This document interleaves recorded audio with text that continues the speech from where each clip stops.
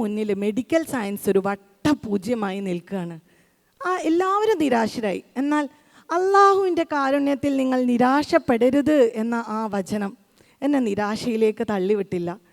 ഈ ലോകത്ത് ഒരു മനുഷ്യനോടും പറഞ്ഞാൽ തീരാത്തത്ര പ്രയാസങ്ങൾ എൻ്റെ ഹൃദയത്തിൽ അന്ന് അലയടിക്കുന്നുണ്ടായിരുന്നു.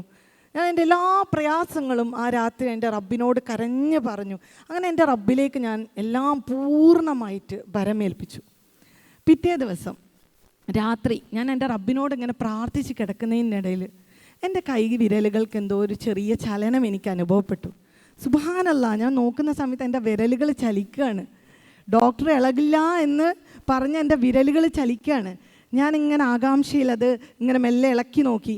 അങ്ങനെ ആദ്യം ഞാൻ ഈ തള്ളവിരലിനോട് ഈ ചൂണ്ടുവിരൽ ഇങ്ങനെ മുട്ടിച്ചു നോക്കി. ഞാൻ വീണ്ടും വീണ്ടും കൂട്ടിമുട്ടിച്ചു നോക്കി. സുബ്ഹാനല്ലാഹ്, ഞാൻ എൻ്റെ ജീവിതത്തിൽ എത്രയോ തവണ ഈ വിരലുകൾ തമ്മിൽ കൂട്ടിമുട്ടിച്ച് നോക്കിയിട്ടുണ്ട്. അന്നൊന്നും അനുഭവിക്കാത്ത ഒരു അനുഭൂതി സത്യം പറഞ്ഞ് ഞാൻ ആ ഒരു നിമിഷത്തിൽ അനുഭവിച്ചു. അതായിരുന്നു എൻ്റെ ജീവിതം മാറ്റിമറിച്ച ഒരു നിമിഷം എന്ന് പറയുന്നത്. പിന്നീട് എൻ്റെ ചുറ്റുമുള്ളതെല്ലാം മനോഹരമാവുകയായിരുന്നു. ഞാൻ ഇരുട്ട് നിറഞ്ഞ ഒരു ലോകത്ത് നിന്ന് പ്രകാശമുള്ളൊരു ലോകത്തേക്ക് ഇറങ്ങി ചെല്ലുകയായിരുന്നു.